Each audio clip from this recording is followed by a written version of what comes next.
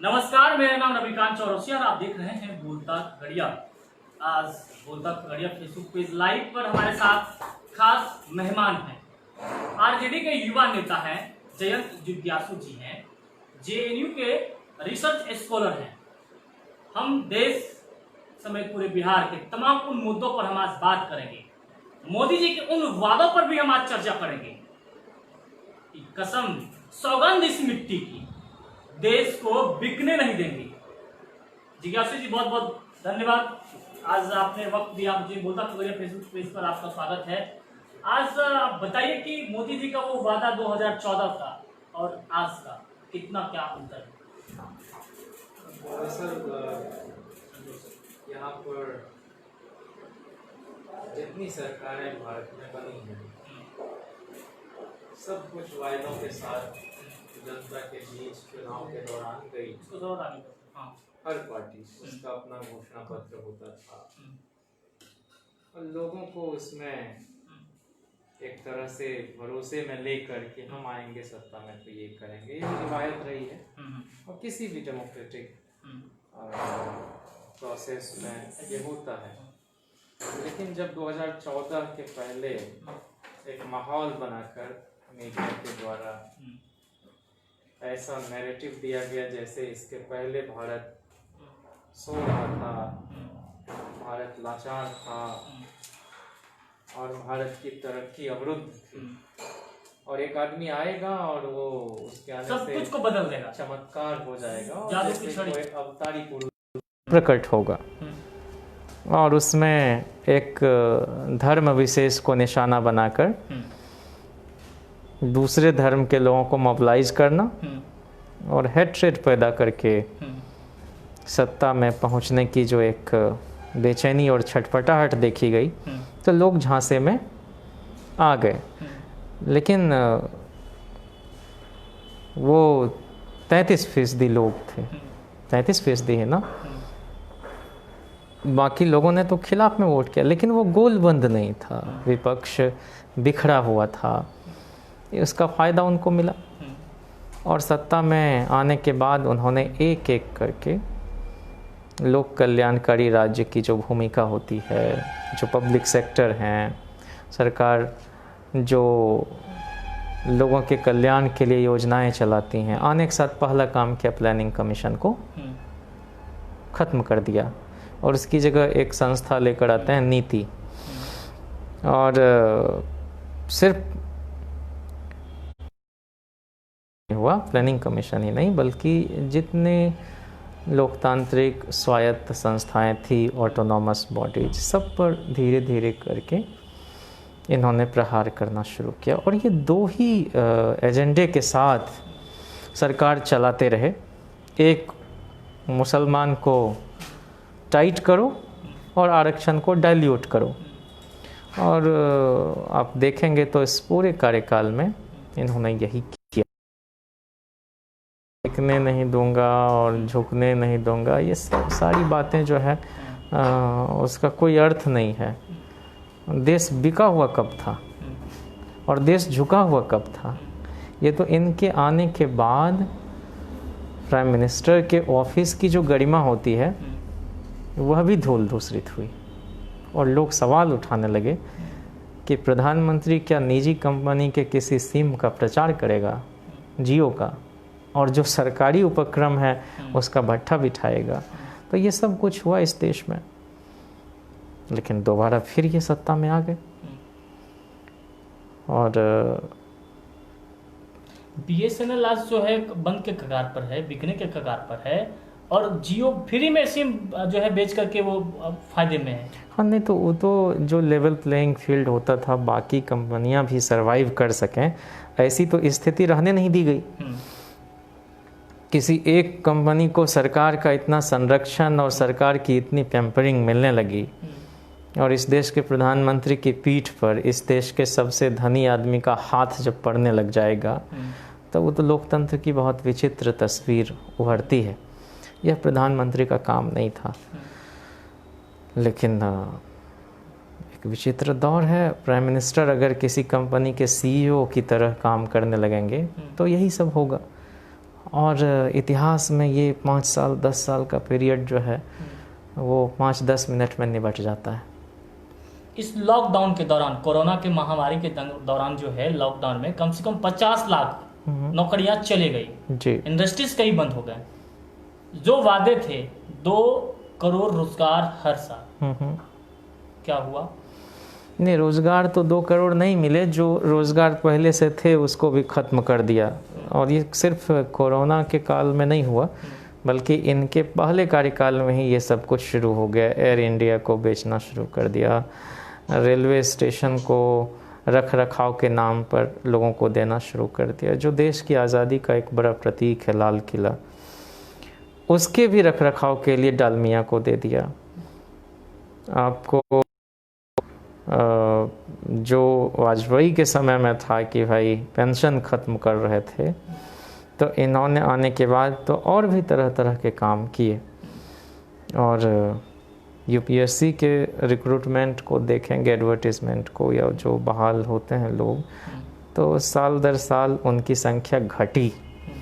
और अभी तो जो एक क्लैरिफिकेशन आया यूपीएससी की तरफ से, जब बहुत उस पर सवाल उठने लगे कि कुछ सीटों को रिज़र्व रखा हुआ है, उसके रिज़ल्ट को डिक्लेयर नहीं कर रहा है। और पहले क्या किया, 9 जॉइंट सेक्रेटरी की बहाली लेटरल एंट्री के ज़रिए किया, जिसमें कोई रिजर्वेशन नहीं होगा। रेंडमली जो जिनको मन होगा एक्सपर्टीज़ के नाम पर उनको उठा के ले आएगा। फिर अभी इधर 38-40 जो हैं डिप्टी डायरेक्टर, जो नीति है माने प्लानिंग कमीशन के जगह पर, वहाँ पर बहाली कर दी गई। और 400 जॉइंट सेक्रेटरी, डिप्टी एडिटर, क्या बोलते हैं, डिप्टी सेक्रेटरी वगैरह के रैंक के ऑफिसर की बहाली की पूरी तैयारी इसने कर ली है। तो जो कुछ भी सम्मान के साथ जिस संस्था को देखा जाता था यूपीएससी को, चलो स्टेट पीसीएस वगैरह में कुछ धांधली वांधली हो भी जाती है, लेकिन यूपीएससी फिर भी फेयर है इस मामले में, इम्पार्शियलिटी के साथ काम करता, तो उसकी साख पर भी बट्टा लग गया है। और बयान आपको ध्यान होगा, मोहन भागवत बोलते थे कि आरक्षण की समीक्षा होनी चाहिए। नितिन गडकरी बोलते थे कि जब सरकारी नौकरियां हैं ही नहीं तो आरक्षण की बात ही करना बेमानी है। ये जो उत्तर प्रदेश के मुख्यमंत्री थे बोले कि हमारे यहाँ नौकरी की कमी नहीं है, लेकिन योग्य लोगों का ही अभाव है। तो अनर्गल बयान जानबूझ के देते हैं कि उस एक बयान पर 5 दिन 7 दिन चर्चा होती रहेगी, लोग उलझे रहेंगे। और इस बीच में देखिए कोरोना के समय में धीरे धीरे इस तरह की पॉलिसी लेते हुए आ जा रहे हैं। अब बिहार सरकार को भी अगर लीजिएगा, जहां एनडीए की सरकार है, हाँ, बिल्कुल डबल इंजन की सरकार, तो उसमें भी आप देख रहे हैं 50 साल से ज़्यादा उम्र के लोगों पर रिटायरमेंट का तलवार लटका हुआ रहेगा।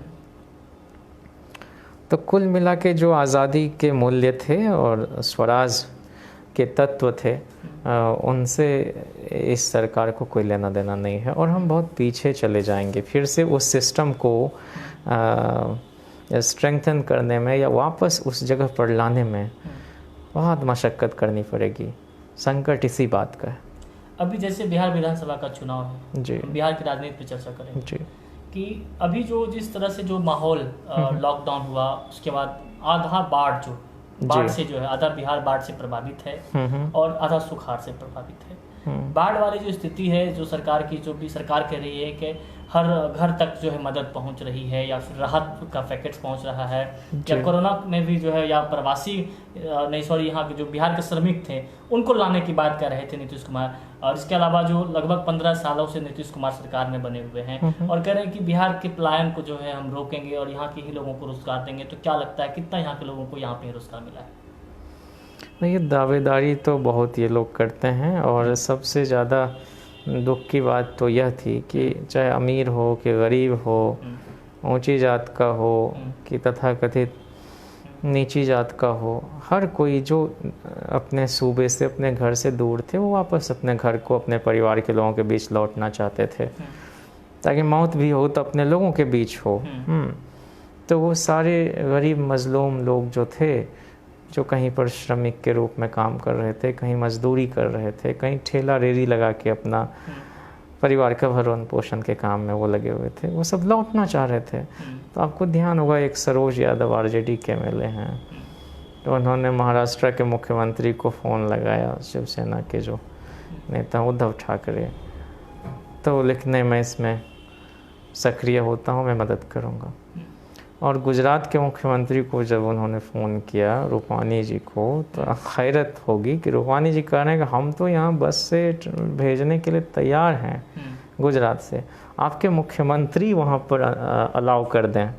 मतलब हमारे मुख्यमंत्री नहीं चाह रहे हैं कि लोग आएँ, बोल रहे हैं कि बिहार की सीमा में दाखिल नहीं होने देंगे इन लोगों को। और जिस ज़िले से हम लोग हैं, खगड़िया से, यहाँ तो और भी एक मानवीयता को शर्मसार कर देने वाली घटना हुई कि रिवर्स माइग्रेशन हुआ। और ऐसा तो है नहीं कि बिहार सरकार के संज्ञान में ये बात नहीं थी, बिहार सरकार के साथ पत्राचार हुआ होगा तेलंगाना सरकार का, और खगड़िया से मजदूर वापस लौट रहे थे तेलंगाना के लिए उसी ट्रेन से, एक स्पेशल ट्रेन से।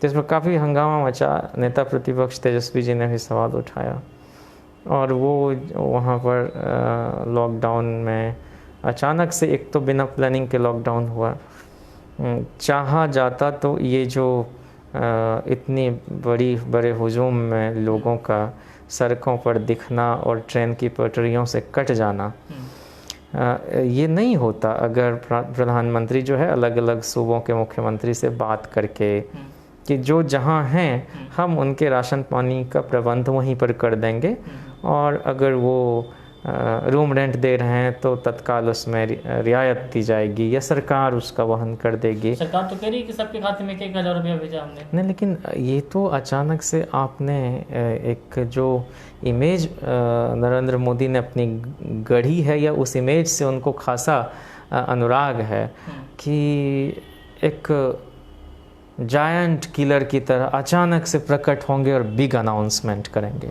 नोटबंदी कर दिया तो आतंकवाद पर उसमें रोक लग जाएगी। अरे भैया, लगातार सीमा पर जवान मारे जा रहे हैं, कल परसों भी बिहार के 2 लोग शहीद हुए। हाँ, और मिलने भी गए ये आलोक मेहता जी, तेजस्वी, तमाम लोग।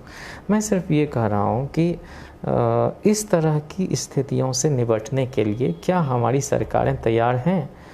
एम्स जो है, उस एक हॉस्पिटल पर इतना बोझ डल जाता है। दरअसल वह रिसर्च इंस्टीट्यूट है जिसका काम है कि अलग अलग बीमारियों पर शोध करना।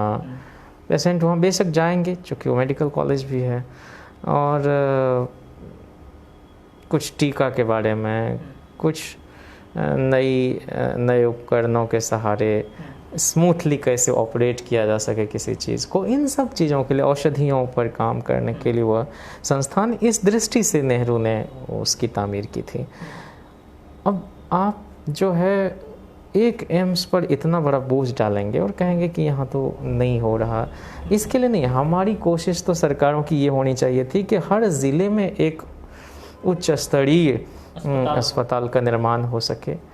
हम उस विवाद में नहीं जाना चाहते कि भाई धार्मिक उपासना की स्वतंत्रता संविधान देता है, लेकिन आप टाइमिंग देखिए कि एक तो सुप्रीम कोर्ट का जजमेंट, ऊपर से सरकार का काम ये मंदिर मस्जिद नहीं बनाना है, लेकिन राम मंदिर के निर्माण में प्रधानमंत्री खुद जाते हैं। हम सिर्फ ये कह रहे हैं कि मंदिर मस्जिद तो पहले से इस देश में बहुत बने हुए हैं। अगर हॉस्पिटल का निर्माण कराने में ज़्यादा दिलचस्पी प्राइम मिनिस्टर लेते तो लोगों का ज़्यादा भला होता। इबादत तो घर से भी लोग कर लेगा। लॉकडाउन में किया भी। हाँ, लोग मस्जिद नहीं जा रहे, मंदिर नहीं जा रहे, गिरजाघर नहीं जा रहे, गुरुद्वारा नहीं जा रहे, बौद्ध विहार नहीं जा रहे, तो ये काम हो सकता था। लेकिन जब स्टेट इन्वॉल्व हो जाता है रिलीजियस एक्टिविटीज़ में, तो उससे जो सेकुलर इमेज है इस देश की, उसको ही नहीं बट्टा लगता है, बल्कि बहुत इनसेंसिटिव नज़र आता है हमारा निज़ाम, हमारी हुकूमत। बिहार विधानसभा का जो ताज पर चुनाव का मुख्यमंत्री का होगा, वो कितना आसानी है या फिर कितना बड़ा चुनौती है नीतीश कुमार को, जो है एक चुनौती? देखिए, नीतीश जी जनता के चित्त से उतर गए हैं, और ये मैं इसलिए नहीं बोल रहा हूँ कि मैं आरजेडी से जुड़ा हुआ हूँ। बल्कि गांव-गांव में आप पब्लिक का रिएक्शन जब लेकर माने देखने जाएंगे, उनसे बात करेंगे, तो वो सारे लोग यही बोलते कि भाई 15 साल कम नहीं होते हैं। और इसमें 4-4 सरकारें 4 साल में उन्होंने बना ली। मतलब एक बार एनडीए से अलग हुए, फिर बोले कि हम मिट्टी मिल जाएंगे, नहीं जाएंगे उधर, फिर जनता ने भरोसा, फिर जीतन राम मांझी को बनाया, फिर उनको हटाया, फिर खुद बने, फिर ओथ लेते हैं महागठबंधन की सरकार में, फिर भाग जाते हैं। तो इससे तो पॉलिटिकल एक स्टेबिलिटी जब नहीं रहती है तो लोगों का विकास भी रुकता है और अनिश्चितता की भी स्थिति बनी रहती है।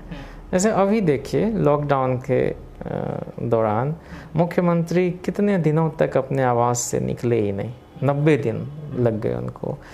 बार बार नेता प्रतिपक्ष ने उनको उनकी जिम्मेदारियों का एहसास कराया अपने बयानात के ज़रिए, तो बहुत पश्चिमा होके, लज्जित होके वो एरियल सर्वे करने के लिए गए बाढ़ प्रभावित इलाके में। तेजस्वी जी तो भोला पासवान शास्त्री के परिवार के बारे में पता चला कि वहाँ बहुत लचर है, तो जाके उन्होंने वहाँ भेजा अपने लोगों को। आपको जो मुजफ्फरपुर में एक टोडलर था, छोटा सा बच्चा जिसकी माँ गुजर चुकी है लेकिन वो उससे लिपट रहा है ट्रेन से आने के दौरान, तो वहाँ भी आपके बरारी के एमएलए हैं नीरज जी और एक आदमी को वहाँ भेजा। वो जो ज्योति साइकिल चला के आई दरभंगा से, तो ये सब तो कुछ ऐसे मामले हैं जिसकी रिपोर्टिंग हुई, लेकिन जो बहुत दब गए वहाँ भी आरजेडी के लोग जाकर जितना ही संभव हो सका, हम तो सरकार में नहीं हैं और हमें कोई अडानी अंबानी भी फंडिंग नहीं करता हमारी पार्टी को। यह राजद तो गरीबों के लिए गरीबों द्वारा स्थापित पार्टी है। और यही वजह है कि मनरेगा जैसी योजना जो आज लगता है कि उसकी कितनी प्रासंगिकता बढ़ गई है। जब यूपीए 1 की सरकार थी, लालू जी रेल मंत्री थे, रघुवंश बाबू ग्रामीण विकास मंत्री थे, तो मनरेगा लेकर आए थे। और इस नरेंद्र मोदी ने कहा था कि ये जो है इस यूपीए सरकार की विफलताओं का स्मारक है और इसका प्रचार मैं गाजे बाजे ढोल नगाड़े के साथ करूँगा। मजाक उड़ा रहे थे मनरेगा की, लेकिन आज आप देखिए वो मनरेगा संजीवनी का काम कर रहा है और उसमें और बजटिंग की ज़रूरत है, बजट देने की, बढ़ाने की। बिहार विधानसभा के चुनाव में आरजेडी किस मुद्दों को लेकर, इन द सेंस महागठबंधन जो है लीड कर रही है आरजेडी, तो किन मुद्दों को लेकर के आप जनता के बीच? देखिए, मैं तो यह तो बिल्कुल नहीं कहूँगा कि कोई बहुत बड़ा चमत्कार हो जाएगा, हमारी सरकार बनेगी। हमारा मिरेकल और इनकारनेशन में कोई यकीन नहीं है। और यही वजह है कि जो बुनियादी सवाल हैं, जो मूलभूत समस्याएं हैं, उस पर फोकस हमारे नेता तेजस्वी जी कर रहे हैं। वो सिस्टम में चेंज लाने की बात कर रहे हैं कि सोशल जस्टिस का एक एरा रहा है, वो लड़ाई रही है, वो लालू जी के नेतृत्व में लड़ी गई। इस मुद्दे को लेकर के जैसे उतरते हैं जो भी लोग हैं जी, वो आपके ऊपर आपको पिछले 15 साल का याद दिलाता है। मैं वही कह रहा हूँ कि जो सोशल जस्टिस का एरा था उसका मतलब ये कतई नहीं है कि उसमें डेवलपमेंट का काम अवरुद्ध हो गया। सोशल जस्टिस और डेवलपमेंट एक दूसरे के प्रतिलोम नहीं है। सोशल जस्टिस के मानी ही है कि समाज के हर वर्ग का विकास हो सके, और वह विकास सिर्फ ईंट गाड़े चूने में नहीं दिखे, बड़े बड़े बिल्डिंग में नहीं दिखे। अगर डोम समाज, रविदास समाज, मुसहर समाज के लोगों को राजधानी में रहने के लिए आवास का निर्माण अगर लालू जी करा रहे हैं और बड़े पैमाने पर, तो यह विकास है, ये सामाजिक विकास है, आर्थिक विकास है, लोगों को आत्मनिर्भर बनाने की प्रक्रिया का एक बड़ा अहम हिस्सा है यह। इसलिए जो ये 15 साल की बात जो लोग छेड़ते हैं उनको सही मायने में इतिहास पता नहीं है।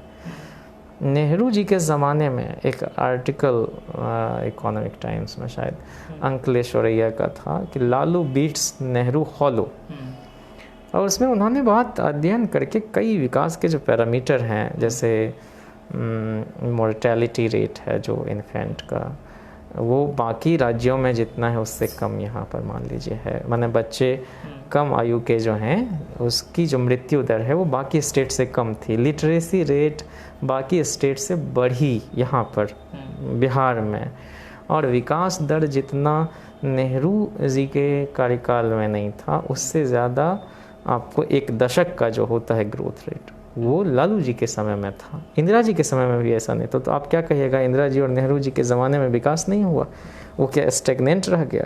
यहाँ बोला कि ऑलमोस्ट ज़ीरो डेवलपमेंट मैंने in the tenure of Lalu Prasad, जिसमें कोई सच्चाई नहीं है। हमारे साथ त्रासदी यही है कि लालू प्रसाद के काम का जो लेखा जोखा है वो जनता तक पहुंचाने में मीडिया ने हमारे साथ न्याय नहीं किया। हमारी नेगेटिव चीज़ों का ज़्यादा प्रचार हुआ और जो सकारात्मक, जैसे मिसाल के तौर पर सबसे ज़्यादा block, developmental block Lalu ji ने बनवाए। और जब छोटी इकाइयाँ होती हैं विकास की तो आप समझ रहे हैं कि लोगों को जल्दी से ज़्यादा एक्सेसिबल होता है सिस्टम, एडमिनिस्ट्रेशन, सबसे ज़्यादा सब डिवीज़न भी उन्होंने बनाए। और जो 38 ज़िले आप आज देख रहे हैं उसमें लगभग 1/4 ज़िले, मतलब 9 ज़िले और 2 पुलिस ज़िला, तो 9 ज़िले में एक पुलिस ज़िला, बल्कि 9 बगहा, और 9 ज़िले में 8 लालू जी ने और 1 राबड़ी जी ने, अरवल जो उनके समय बना था। ये नए ज़िले बनने के मतलब क्या है? जो खगड़िया है, इस तरह के 6 ज़िले मुंगेर में आते थे।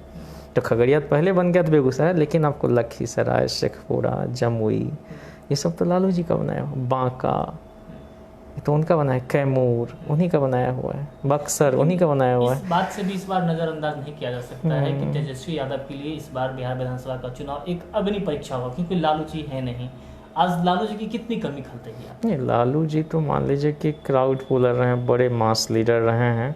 उनकी कमी सिर्फ हमारी पार्टी को नहीं खल रही, उनकी कमी बिहार की जनता को खल रही है, उनकी कमी विपक्षियों को भी खल रही है। क्योंकि लालू जी का नाम ना लें तो ये लोग के पेट का भोजन न पचे।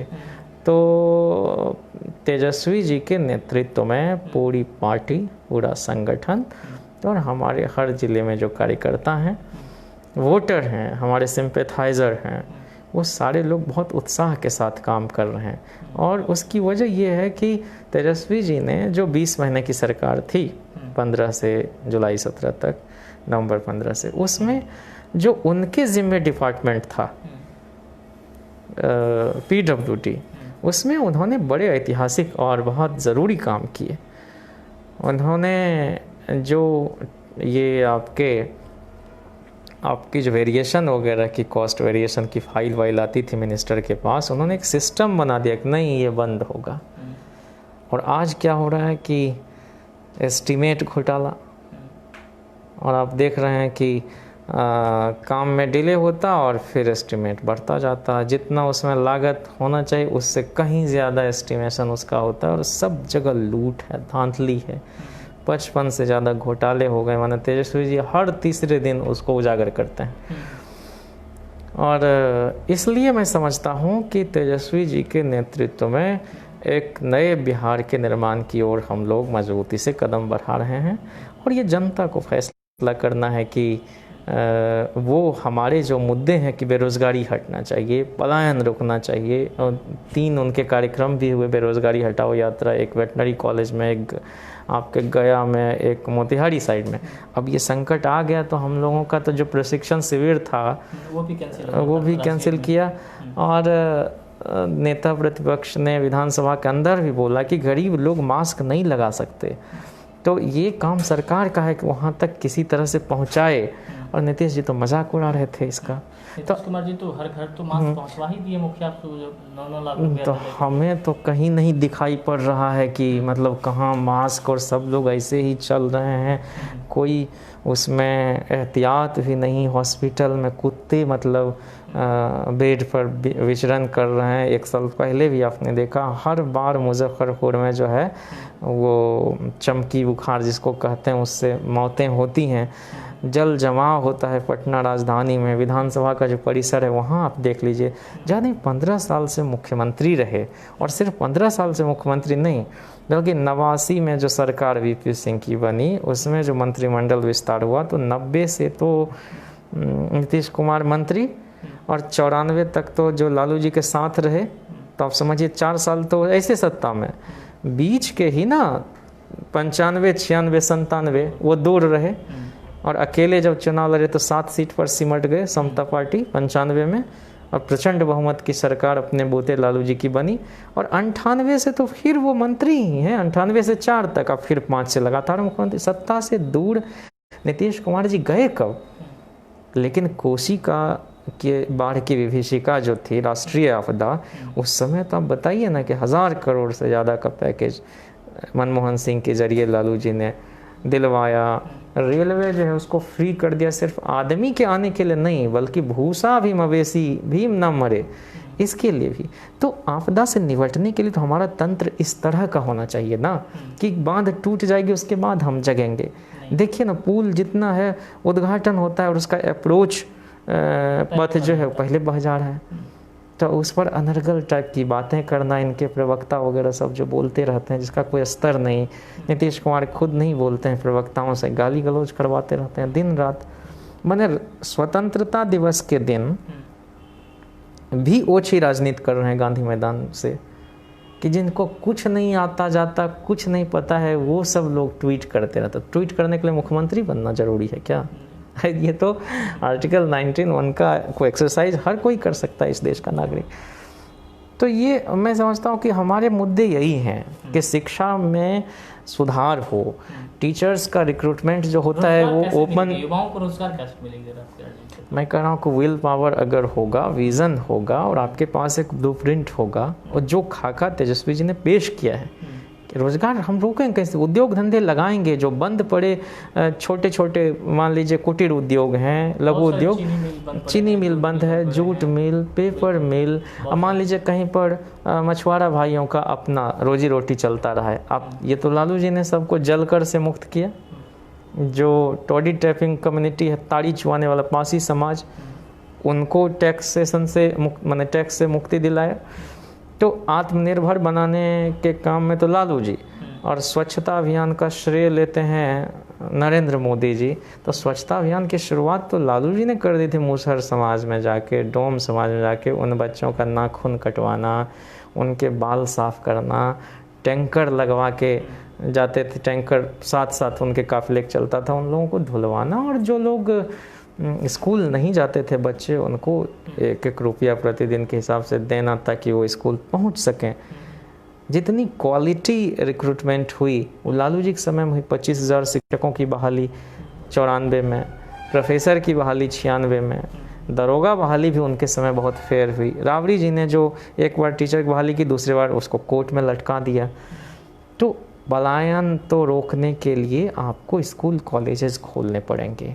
पहले इंफ्रास्ट्रक्चर नहीं था, आज इंफ्रास्ट्रक्चर है, लेकिन टीचर्स जो हैं वो डिमोटिवेटेड बोलते हैं कि भाई हमको उतने ही काम में सैलरी इतना कम मिलता है, और पुराने टीचर्स को इतना मिलता है, समान काम के लिए समान वेतन हो। उनकी अपनी समस्या, उसको भी सिंपैथेटिकली हम लोग देखेंगे। जहाँ जहाँ यात्रा पर गए सब लोग मेमोरेंडम दे रहे थे तेजस्वी जी को, तो उनकी आशा कार्यकर्ता की, आंगनवाड़ी सेविका को अब देखिएगा मेहनत आना, और सहायिका को तो मनरेगा के मजदूर से भी कम वेतन उनका डेली का होता है। तो हमको अगर इन तमाम मुद्दों को लेकर के आप जनता के बीच जाएंगे? हम जाएंगे। हमारा मैनिफेस्टो भी आप देखेंगे ही, और लोकसभा चुनाव के दौरान भी हम लोगों ने कहा था कि जो भूमिहीन लोग हैं, जो एकल अनाश्रित परिवार है, उन भूमिहीन लोगों को हम 3 से 4 डिसमिल ज़मीन देंगे। अब मान लीजिए कि एक माले के कोई एमएलए हैं और विधानसभा में वो सवाल उठा रहे हैं कि भाई ये भूमिहीन लोग हैं, इनको बंटना चाहिए पर्चा और इनको ज़मीन, तो लेकिन इन लोगों का तो कुछ काम धाम है नहीं, यही हल्ला गुल्ला करना। अब एक पार्टी का मजाक वो इस तरह से उड़ा रहे हैं जिसके साथ 95 में वो चुनाव लड़ चुके हैं। तो आज अपराध बढ़ रहा है सब जगह। हमारे अलौली मेघोना के मुखिया थे जगदीश चंद्र बसु उर्फ मुन्ना जी, वो सीपीएम के हैं खगड़िया लोकसभा क्षेत्र से। भले लोग हैं, उनके बाबूजी भी बहुत काबिल आदमी थे, जमीनजीवी लोग थे। मैंने उनके चप्पल के एक पैर का फीता दूसरे रंग का, दूसरे पैर का फीता दूसरे रंग का, और लॉजिक देते थे कि अगर हम नई चप्पल खरीदेंगे तो उससे तो बाटा को, लखानी को फ़ायदा होगा, लेकिन अगर हम उसको ही सिलवा के पहनेंगे तो हमारे इलाके का जो मोची है उसका रोज़गार चलेगा, उसका परिवार पलेगा। तो उनको मार दिया। और आए दिन हर जगह हत्या हो रही है, राजधानी में हत्या हो जा रही है। रमाशंकर कुशवाहा जी, आप बताइए, उनकी हत्या, उनकी पत्नी धरने पर बैठी हुई, वहाँ तेजस्वी जी गए। इन सबको कब न्याय मिलेगा? जो बिहार के डीजीपी हैं वो बिहार के कानून व्यवस्था पर कम बात करते हैं, दूसरे राज्य पर ज़्यादा टिप्पणी करते हैं। सुशांत को न्याय मिलना चाहिए, फेयर इन्वेस्टिगेशन होना चाहिए। इसकी मांग सबसे पहले तेजस्वी जी ने की, उनके परिवार वालों से मिल लेंगे। लेकिन अब डीजीपी साहब जो है वो राजनीतिक ढंग से बयान देते हैं, और मुझे नहीं मालूम कि उनकी कार्यशैली इस तरह की क्यों है, लेकिन सच्चाई यही है कि बिहार की कानून व्यवस्था बहुत लचर है। यहाँ कभी भी किसी के साथ, मोकामा टाल के पास मान लीजिए दलित की हत्या हो गई, आपको वहाँ गोपालगंज में देख रहे हैं सत्ताधारी दल के एमएलए हैं पांडे जी। तो भाई ये कहाँ कानून व्यवस्था? अगर इसको आप कानून व्यवस्था कहते हैं, आतंक राज क्या है? और जंगल राज करके ये लोग 15 साल पर, तो मैं इसको आत्मश्लाघा के रूप में ना लें, किसी भी फोरम पर इनके साथ मैं डिबेट करने के लिए तैयार हूँ कि 15 साल में जो लालू जी ने, राबड़ी जी ने काम किए, वो बिहार के राजनीतिक इतिहास में, या सरकार किसी की भी उठा के देख लीजिए, इतना काम कभी नहीं हुआ। इतना काम डॉक्टर श्री कृष्ण सिंह के ज़माने में भी नहीं हुआ कि आज़ादी के बाद 43 साल तक सारे मुख्यमंत्रियों ने मिलाकर इतनी यूनिवर्सिटी नहीं खोली जितनी अकेले लालू प्रसाद ने, 5 यूनिवर्सिटी। और इस बात को मैं इसलिए बार बार दोहराता हूँ कि अब ये सवाल तो, इस पर बात तो हमारे नेता अब्दुल बारी सिद्दीकी जी विधानसभा में करने लगे। उन लोगों को जवाब देते नहीं बनता कि बताएं कि नरेंद्र मोदी ने कितनी यूनिवर्सिटी खोली, बताएं नीतीश कुमार ने कितने संस्थानों का निर्माण कराया। उल्टे जितनी यूनिवर्सिटी खोली है उसमें 62 को सेल्फ फंडिंग करने के लिए दिया गया। और अब जो नई शिक्षा नीति आई है उसमें तो मुश्किल हो जाएगा कि गरीब घर के लोग, बच्चे पढ़ सकें, या ग्रामीण इलाके के बच्चों में और शहरी इलाके के बच्चों में इतना बड़ा डिवाइड क्रिएट होगा। वो एक खुली छूट दे दी है कि भाई प्राइवेट जो स्कूल हैं, सरकार जो है बहुत सारे जो भी एजेंसियां थी जो रिक्वायरमेंट की रिक्रूटमेंट करती थी, अब एक नेशनल ला करके जो है एक एलिजिबिलिटी टेस्ट हो लगा, उसके बाद उसका नौकरी लगेगा। क्या लगता है कितना जो इससे फायदा मिलेगा लोगों? लग रहा है यूं इस तरह से उसको जो है ब्रांडिंग कराया जा रहा है, लग रहा है कि लोगों को रोजगार दे रहा है। तो एक एजेंसी है जस्ट लाइक बनाई।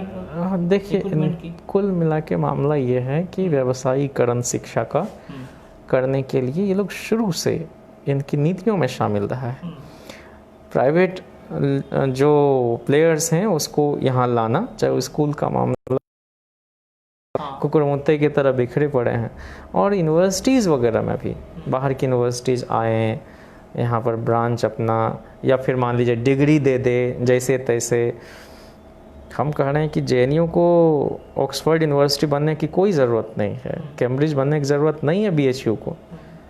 जेएनयू डीयू जो है, जेएनयू और डीयू ही बना रहे, उसके निर्माण में यहाँ के लोगों की जो अभिरुचि है, यहाँ के बच्चों की, यहाँ के बच्चों का जो मानस है, उसके अनुरूप इन संस्थानों का निर्माण किया गया है। सेंट स्टीवेंस कॉलेज को ट्रिनिटी कॉलेज में कन्वर्ट करने की कोई ज़रूरत नहीं। स्टीवेंस को स्टीवेंस बने रहना होगा, जेएनयू को जेएनयू बने रहना होगा, बीएचयू को बीएचयू, एएमयू को एएमयू, जामिया को जामिया, हैदराबाद यूनिवर्सिटी को हैदराबाद यूनिवर्सिटी की शक्ल में ही अगर ये बेहतर करे, और रिक्रूटमेंट का प्रोसेस अगर हम स्टैंडर्ड का कर दें, ग्लोबल स्टैंडर्ड का, तो सारी समस्या समाप्त हो जाएगी। अभी जैसे बीपीएससी की बहाली मिसाल के तौर पर बिहार में हुई, और लालू जी बार बार कहते रहे हैं कि भाई ये बीपीएससी बेकार का कमीशन है। मैं असिस्टेंट प्रोफेसर की बहाली के संदर्भ में बात कर रहा हूँ। लालू जी के समय में यूनिवर्सिटी सर्विस कमीशन था, कॉलेज सर्विस कमीशन था, जिसके चेयरमैन जो हमारे प्रधान महासचिव आलोक मेहता जी, उनके फादर इन लॉ थे काफ़ी दिनों तक। तो वहाँ पर होता ये कि उस समय तो चलिए जैसे बहाली हो रही। अभी 2016 में जब अशोक चौधरी मिलने गए लालू जी से, तो लालू जी ने कहा कि ये बेकार का कमीशन है बीपीएससी, धांधली हो जाएगी परीक्षा में, ये आधार नहीं हो सकता है ओपन रिक्रूटमेंट के ज़रिए बहाली जो होती है एग्जामिनेशन के ज़रिए उसको ना कराने का। तो इसलिए हम समझते हैं कि जो 5,000 4,000 बहाली होगी या बड़े पैमाने पर, तो अब 10 साल तक तो कोई वैकेंसी नहीं आएगी कॉलेज में अपॉइंटमेंट का। तो इसलिए बहुत ज़रूरी है कि यहाँ कि मान लीजिए किसी पीएचडी होल्डर को 30 मार्क्स है और कोई सिंपल एमए है, नेट किया हुआ है, तो हम परीक्षा लेके अगर बहाली कराएंगे तो सब लोग ना आ जाएंगे उसमें। तो अच्छा, आपके यहाँ कोई डोमिसाइल का कानून नहीं है, इसकी मांग आरजेडी शुरू से करते रहा बाहर के लोग आकर के यहाँ हाँ, जॉब लेके चले जा रहे हैं। मैं कह रहा हूँ कि ये तो मान लीजिए कि भारत एक संघ है, कई राज्य हैं यहाँ, मान लीजिए फेडरल स्ट्रक्चर है, कुल मिलाकर मैं ये कहना चाह रहा हूँ। तो कोई भी कहीं भी नौकरी कर सकता है, उसमें हम ये नहीं। लेकिन अगर छत्तीसगढ़ में है, मध्य प्रदेश में है, राजस्थान में है, हरियाणा में है, और यहाँ की सरकारें जो हैं अपने सूबे के सर्विस कमीशन के ज़रिए बहाल कर, या मान लीजिए वहाँ के स्टेट पीसीएस कराती है, मैंने इसको भी असिस्टेंट प्रोफेसर्स की बहाली भी परीक्षा लेके, और वहाँ के बच्चों का ज़्यादा से ज़्यादा हो सके तो वो एक पेपर मान लीजिए 85 नंबर का रिटर्न कराती, 15 का इंटरव्यू, और रिटर्न के 2 पेपर होते, एक सब्जेक्ट से जुड़े हुए मान लीजिए, और एक जो है वहाँ जीएस, और जीएस में मान लीजिए छत्तीसगढ़ है तो छत्तीसगढ़ से जुड़े हुए ज़्यादा प्रश्न, बिहार से जुड़े। तो ये एक तरीका है जहाँ हम बिहारियों को ज़्यादा से ज़्यादा नौकरी दे पाने की स्थिति में होंगे। तो ये कौन सी गैर वाजिब मांग है?